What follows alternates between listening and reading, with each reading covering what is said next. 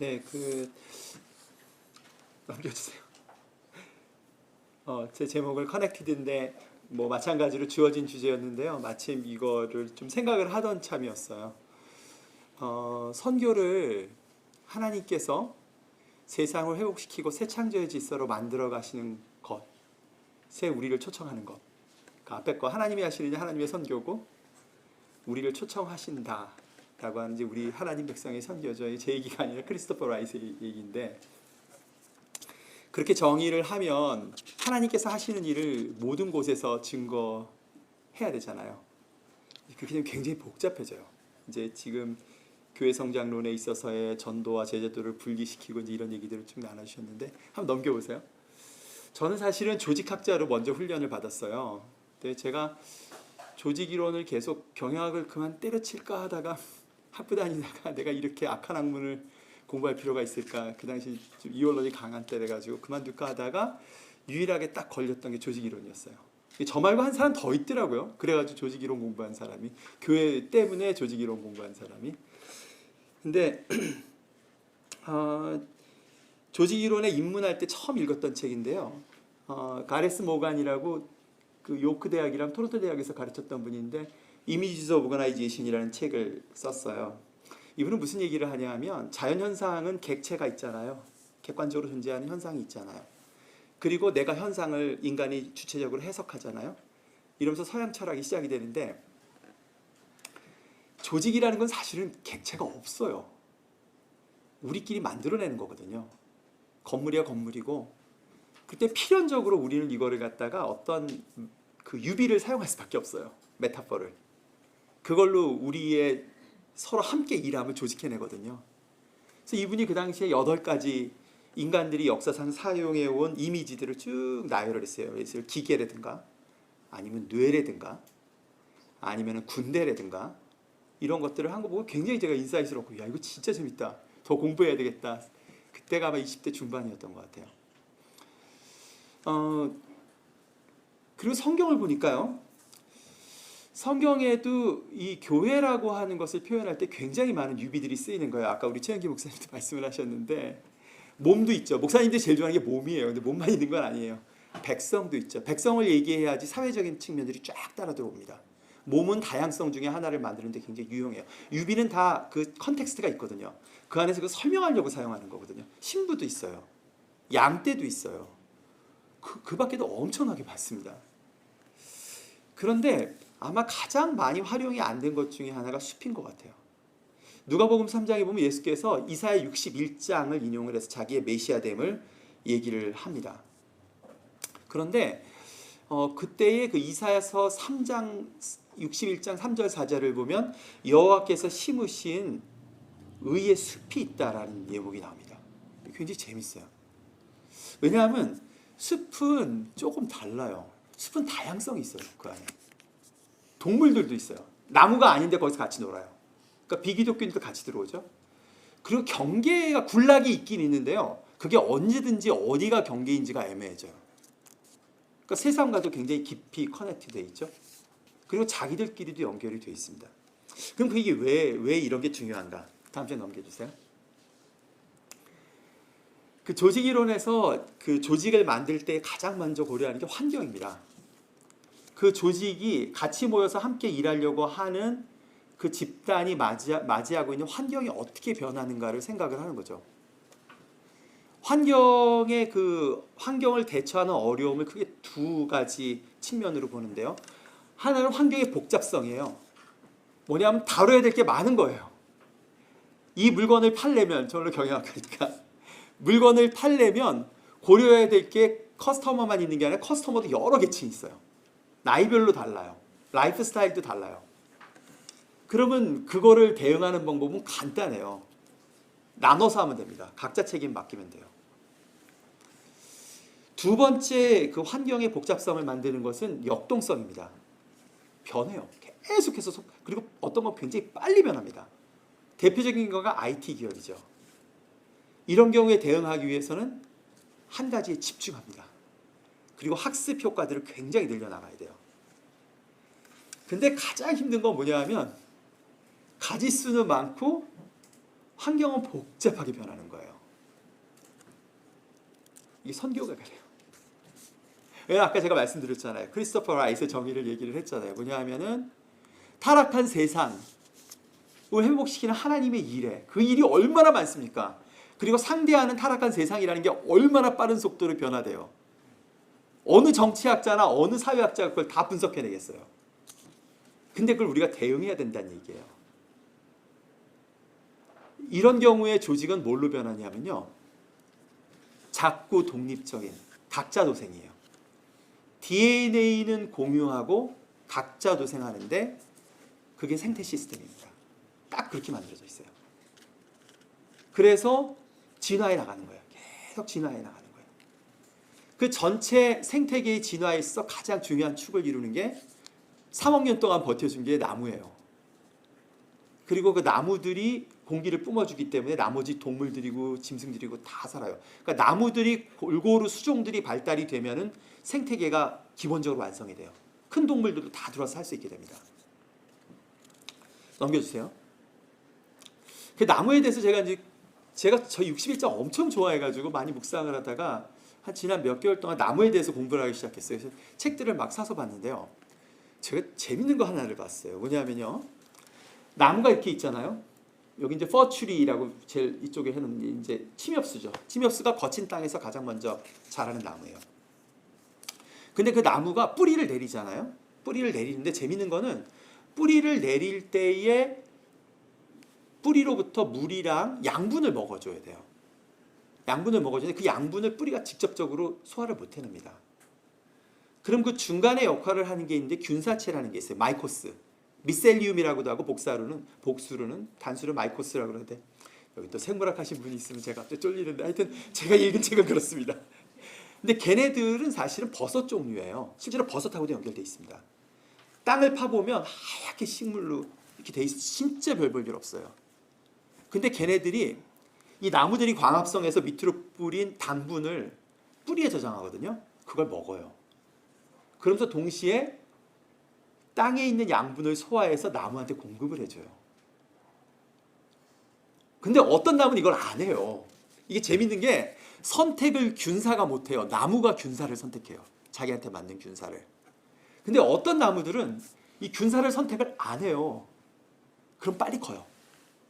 왜? 나눠 먹지 않으니까. 빨리 크는데 폭풍이 불면 댕가당 넘어져요. 뿌리가 굉장히 얇게 넓고 옆으로만 퍼져요. 깊이 못 들어갑니다. 또 재밌는 거는 저는 이게 최근에 알게 돼서 깜짝 놀란 건데요. 이 균사들이요, 이 하얗게 지금 이렇게 균사가 퍼츄리가 있고 새끼나무가 있고 그 펑가이라고 이렇게 나와 있죠. 그게 이제 균사 종류예요. 걔네들이 밑으로 들어가서 연결을 하는 게 다른 나무하고도 연결돼요. 그래서 얘네가 소통을 해요. 어떻게 소통을 하냐 하면 숲에 들어가서 이쪽에 있는 나무를 예를 들어서 사슴이 와가지고 풀을 막 잎을 뜯어 먹잖아요. 아니 송충이가 먹기 시작하면 얘네가 그 소식을 뿌리에 있는 균사들한테 알려주면 균사가 그거를 다른 나무 저쪽 끝에 있는 숲에게 연결하는데 한 50개가 연결이 돼요. 한 나무가.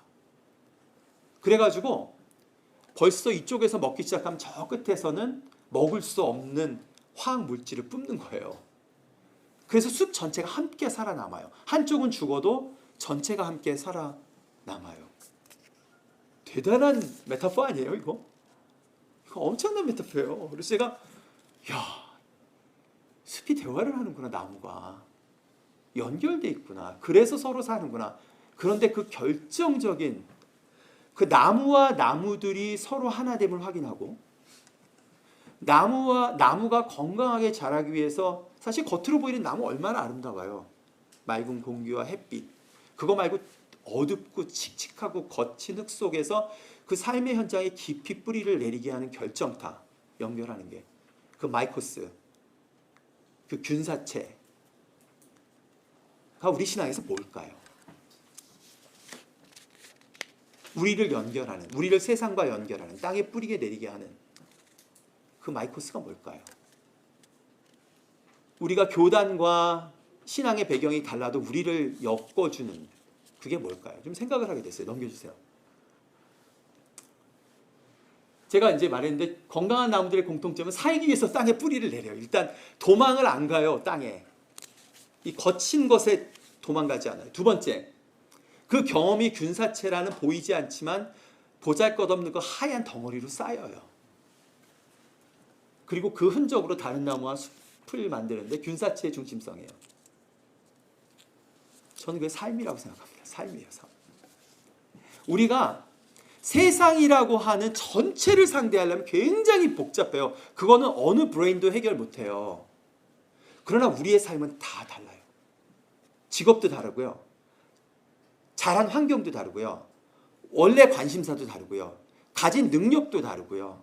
겪었던 아픔들도 다르고 교육들도 다르고 다 달라요. 그것들을 이 땅에서 소멸되지 않고 이게 작은 과제가 아니에요. 죽어버리고 싶을 때도 있잖아요.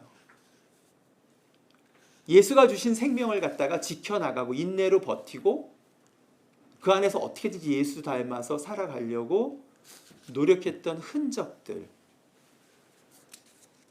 그게 예수의 생명 아니겠어요? 영생이라는 게 시간을 초월하시는 하나님께 그 아이온이라는 게 무슨 의미가 있겠어요? 그러면서 영생이라는 얘기하는 거 아니겠어요? 생명이라는 게 조회이라는 게 뭐예요? 여기서 사는 거 아니에요? 그게 이어지는 거 아닙니까? 이 부분들이 우리를 다른 사람하고 만나게 합니다. 아, 그럼 그동안 우리 안 살았어? 떨어져 살았죠. 기독교인들의 모든 에너지는, 좋은 기독교의 에너지는 교회라는 종교기관에 들어가 있는 거예요. 아까 이제 좋은 말씀하셨는데 선교가, 기독론이 예수를 따라가는 것이 선교를 만들어요. 그 선교라는 게 도대체 뭐예요? 복음을 살아내는 거죠, 생명으로. 그게 교회를 형성하죠. 교회를 형성하기 위해서 우리 생명을 사라지지는 않거든요. 그런 얘기는 세상 사람들의 택도 없는 소리예요. 그리고 우리도 엄밀히 말하면 그런 삶 별로 살고 싶지 않아요. 왜? 그거는 목사의 비전은 될지 모르지만 내 삶은 아니거든요. 내가 예수의 생명을 살기 위해서 공동체가 필요한 거지 왜 다른 사람들의 비전을 위해서 내 생명을 삽니까? 그게 상식적으로 말이 돼요? 말이 안 되죠. 우리 본성하고도 어긋나는 일이거든요. 넘겨볼까요? 커넥티드 얘기를 해봅시다.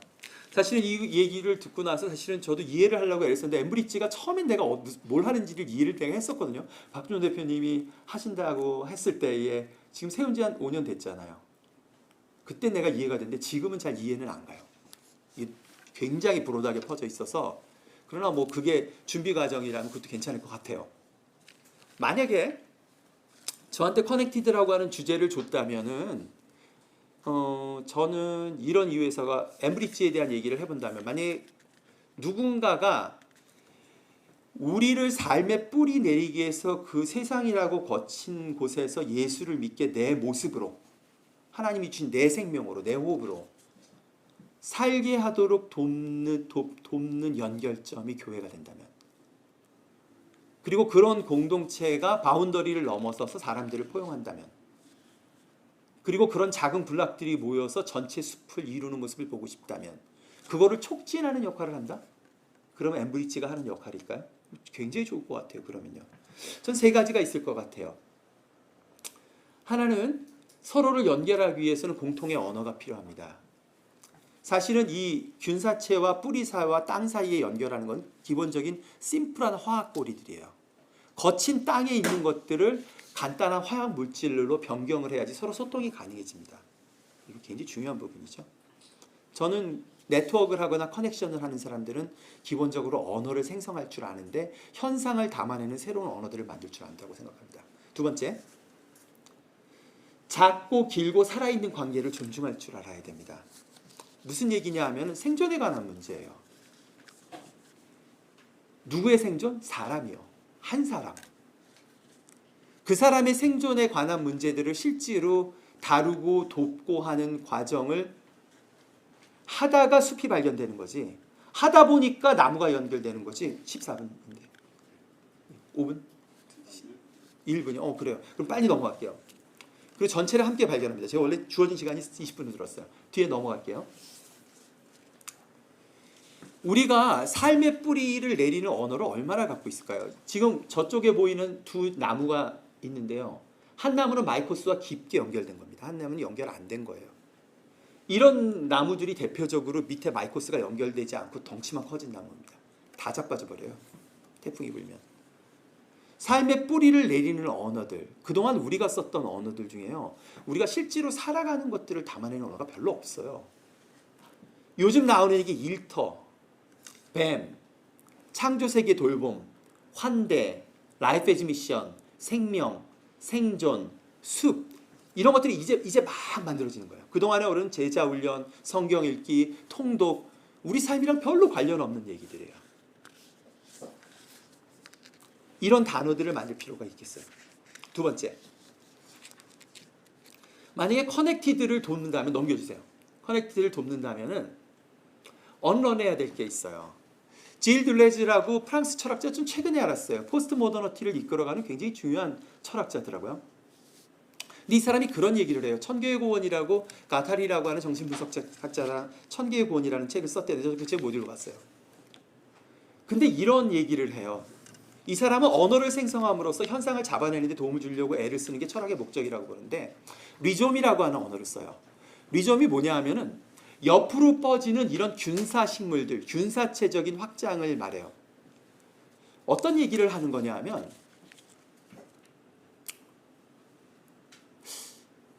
지난주에 제가 그 이대행 선교사 퇴임식 참석하고 돌아가는 길에 어떤 목사님을 만났는데요.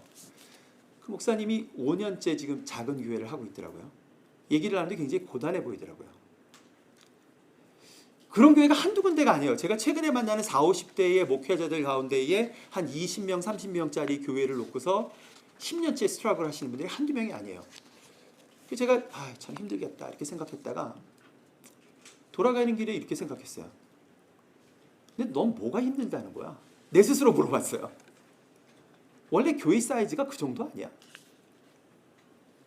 무슨 얘기를 하려고 하냐, 뭐를 언런을 해야 되냐 하면 거대한 체계를 향해서 멀리 있는 그 목적을 향해서 때가 되면 큰 교회를 하고 그 사례로 먹고 사는 구조를 만드는 것이 최종 골처럼 나간다고 생각 자체가 이상한 생각인 거예요. 그게 이상한 거예요. 그게 아니라 우리가 실제로 한두 사람과 긴 관계를 맺어서 그 사람들 삶 속에 새로운 생명을 살도록 도우는 일들을 내가 지금 하고 있어? 그 사건들이 발생하고 있어? 그 예수의 의미들이 전달되고 있어? 그러면 충분하죠. 나머지는 다 부수적인 거예요. 만약에 커넥티드가 그걸 한다면 그거를 실제로 본인들도 소중히 여길 줄 알아야 돼요. 커지겠다는 생각을 하고 작은 관계들을 소중히 여길 줄 모르고 우연히 생기는 일을 버리고 때가 되면 어디까지 커져야지 우리가 만족하겠다는 생각 갖고 있다면 앞뒤가 안 맞아요. 왜냐하면 숲은 그렇게 형성이 되지 않거든요. 마지막 넘겨주실래요? 제가 어쨌든 주어진 시간 20분 다 쓰겠네요. 제가 커넥티드로 잘못 들었어요. 커넥션을. 근데 커넥션이라 했으면 제가 애먹었을 거예요. 우리가 커넥티드 하는 게 아니고요. 제가 두 가지 언어 플랫은 found to be connected입니다. 때가 돼서 위에서 보니까 하나님이 연결하신 거예요. 아니든지 connect to be found. 이미 연결되는데 나중에 발견되는 거죠. 이 하나님의 관점과 지혜를 제공할 수 있는 사람들이 있어요. 있습니다. 바울이 그런 역할을 했죠. 그의 서신서를 읽어보세요. 얼마나 대단한 비전들을 제시하는가. 근데 실제로 있었던 교회는 가정교회들이었어요. 조그만. 목회자들도 없는. 살려고 발버둥 치는 생존을 향해서 어떻게 살아볼까 하고 하는 사람들의 모임이었거든요. 근데 그게 전체적으로 연결해서 그리스도의 충만이라고, 만물을 충만케 하시는 그리스도의 충만이라는 의미를 부여를 했죠. 그 관점을 제공하는 역할을 한다면 커넥티드의 의미가 있지 않을까 생각합니다. 여기까지 얘기할게요. 감사합니다.